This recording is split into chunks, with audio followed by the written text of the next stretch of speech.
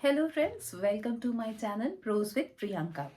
और आज मैं आपके सामने जिस बुक का रिव्यू लेके आई हूँ वो है शिवानी की किताब करिए क्षमा। एक्चुअली शिवानी जो है वो हिंदी की एक प्रख्यात लेखिका है। इनको 1979 में पद्मश्री भी मिला है। और ये जो है इनकी कई सारी किताबें हैं। इन्होंने काफ़ी अलग अलग चीज़ों पे भी लिखा है। आज़ादी के टाइम पे भी जो है वो ये लिखा करती थी। फ्रीडम के उसमें भी इन्होंने काफ़ी कुछ लिखा है, पार्टिसिपेट किया है।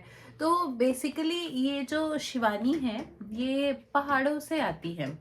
तो इनकी लेखनी में, इनकी राइटिंग स्टाइल में आप पाएंगे पहाड़ों का डिस्क्रिप्शन जो है वो बड़ा अच्छा है।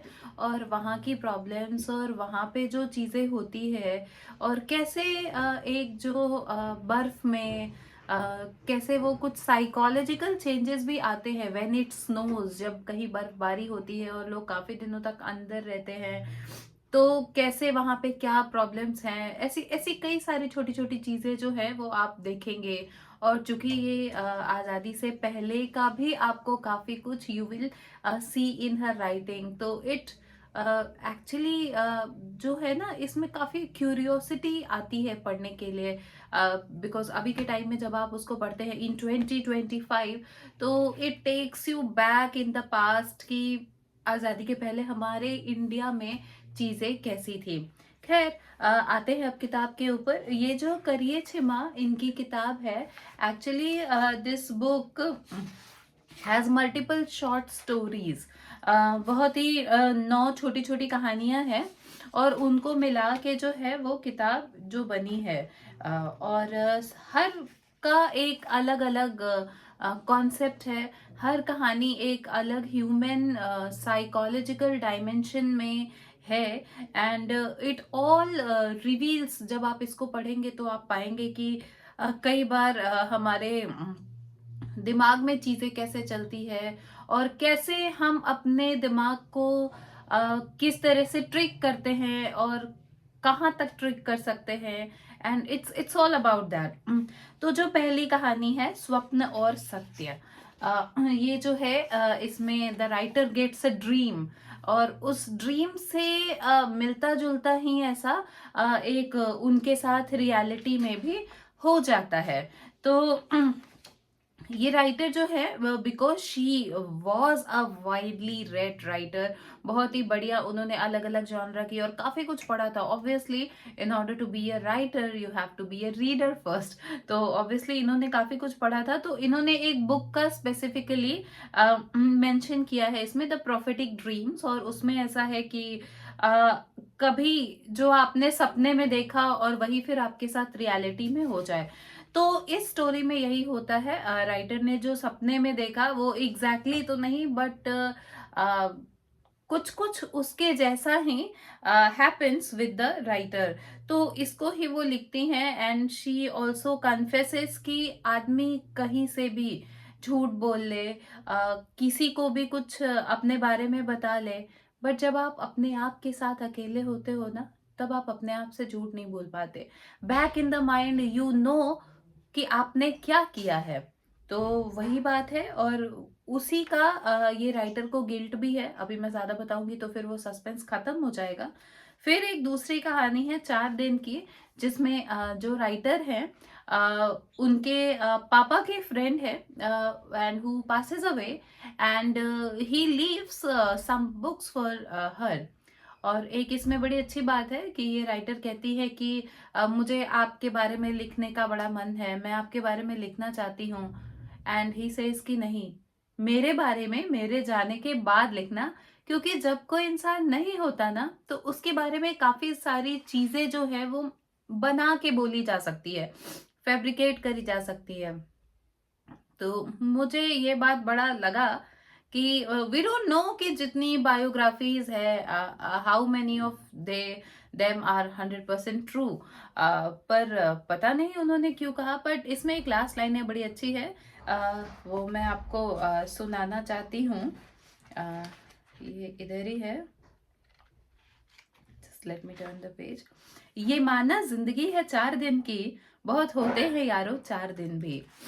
4 दिन सीम्स वेरी स्मॉल, पर अगर 4 दिन को भी आपने अच्छे से इंजॉय कर लिया तो फिर इट्स 24 into 4। मेरी मैथ्स गड़बड़ है पर मुझे लगता है कि ये काफी ज्यादा दिन है, राइट? तो इट्स दैट। फिर तीसरी कहानी है Kalu, and this describes a singer जो कि डार्क स्किन्ड है, पर वो बहुत उसके फीचर्स बड़े अच्छे हैं और वो गाता बड़ा अच्छा है। And by his sixth sense he knows कौन आ रहा है, कौन कैसा दिखता होगा, ऐसी कई सारी चीजें वो समझ लेता था। और जब वो नहीं रहता है तो she writes in her memory. तो आप देखते हैं ये जो बैक टू बैक जो दो कहानियां हैं वो इनके क्लोज वंस के जाने के बाद इन्होंने लिखा है उसको।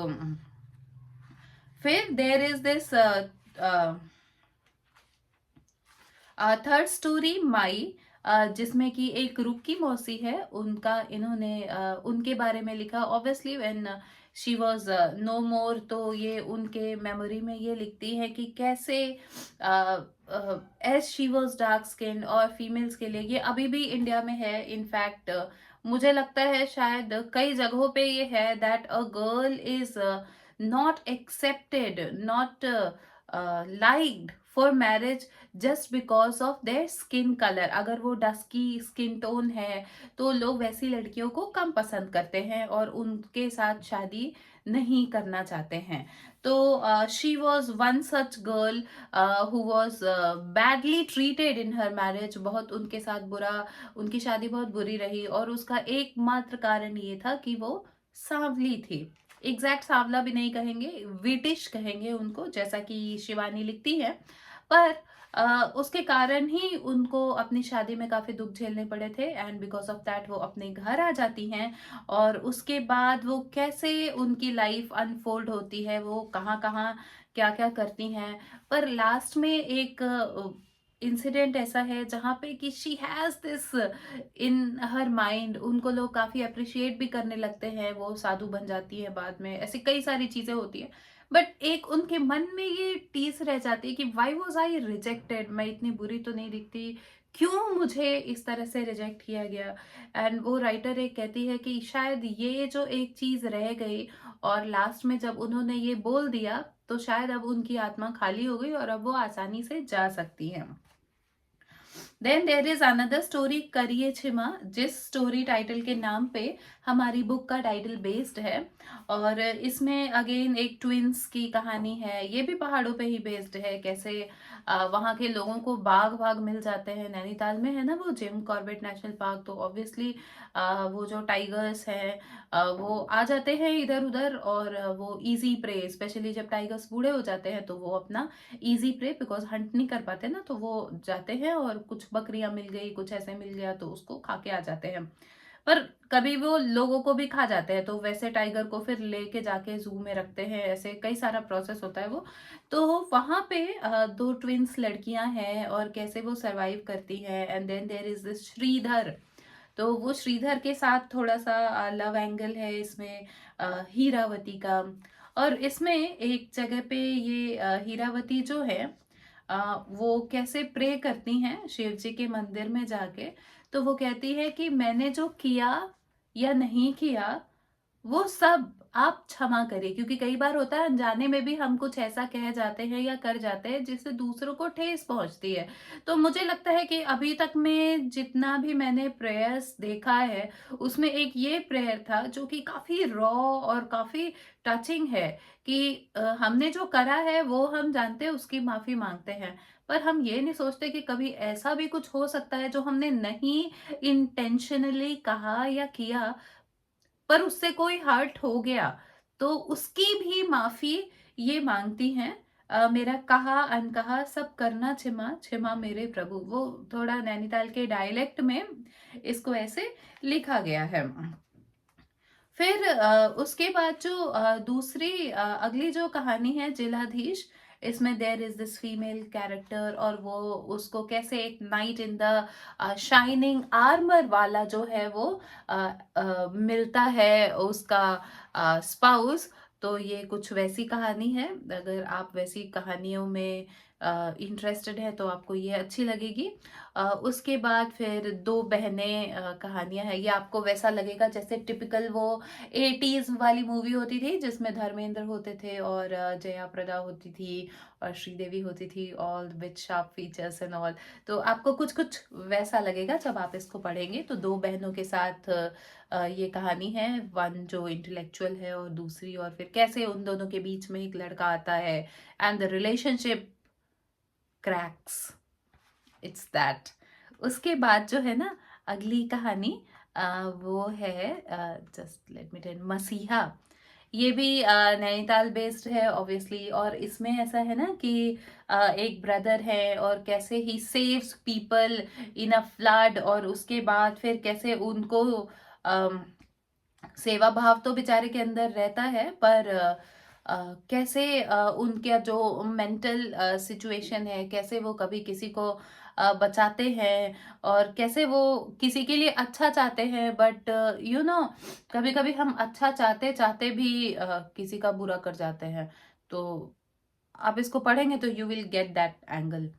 एंड देन दिस लास्ट, मेरा बेटा, आई डोंट नो कि इसमें ये आपको ये सबसे इंटरेस्टिंग स्टोरी लगने वाली है मेरे ख्याल से, बिकॉज इसमें there is a hurt person, hospital में बेस्ड है, हर्ट लोग हैं, कैसे नर्सेज उनकी सेवा कर रही है एंड ऑल दैट, वो सारा कुछ है।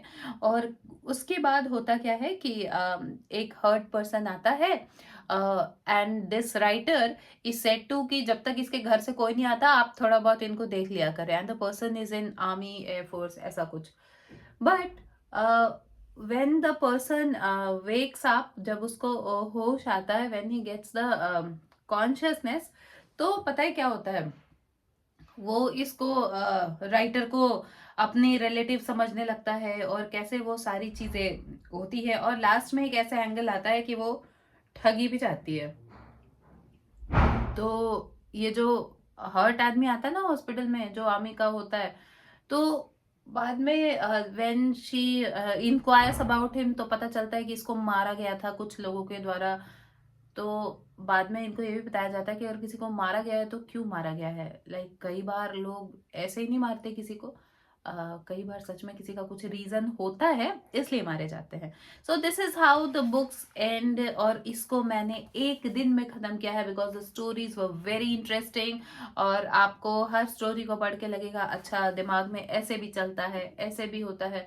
तो स्टोरीज के साथ this is the most wonderful thing कि कई बार ना आप हम लोग वो दूसरों के अनुभव से सीखते हैं, अच्छा ये इसमें ऐसा हुआ, ऐसा इसने क्यों किया, क्या सोच रहा होगा, और ऐसा लोग क्यों सोचते हैं, ऐसे कैसे ह्यूमन सिचुएशंस आते हैं। So it makes a person think about someone in getting in their shoes. आप उसके शूज में आके उसके सिचुएशन के बारे में सोच पाते हैं। तो मुझे लगता है कि it makes you a very better person. तो कहानियां जरूर पढ़नी चाहिए, एंड एक तो लैंग्वेज काफी अच्छी हो जाती है, काफी आप कभी अकेले नहीं रहते। So it has multiple advantages, and apart from that you get to see the places where you haven't been into। आप ऐसी जगहों पे भी चले जाएंगे जहां आप गए नहीं हैं। सपोज अगर मैं नैनीताल नहीं गई और मैंने इसमें नैनीताल के बारे में इतना पढ़ा, तो अब मुझे आइडिया हो गया है कि वहां पे जो है बाघों से दिक्कत होती है, वहां पे बाढ़ भी आ जाती है, ऑब्वियसली झील है, बाढ़ आती होगी, और ऊपर से भी नदी आती है उत्तराखंड में, तो वो सारा कुछ। फिर ये जो चीजें हैं, this you can learn only when you read। सो आप ये किताब ज़रूर पढ़िए और आप मुझे बताइए कि आपको ये किताब कैसी लगी, और आपको मेरा ये रिव्यू कैसा लगा, मुझे ये भी बताइए। और आपको मेरा ये चैनल अच्छा लगा, तो मेरा ये रिव्यू अच्छा लगा तो प्लीज़ मेरे चैनल को लाइक करें, कमेंट करें, सब्सक्राइब करें, and I will see you in my next video. Till then take care, happy reading, bye.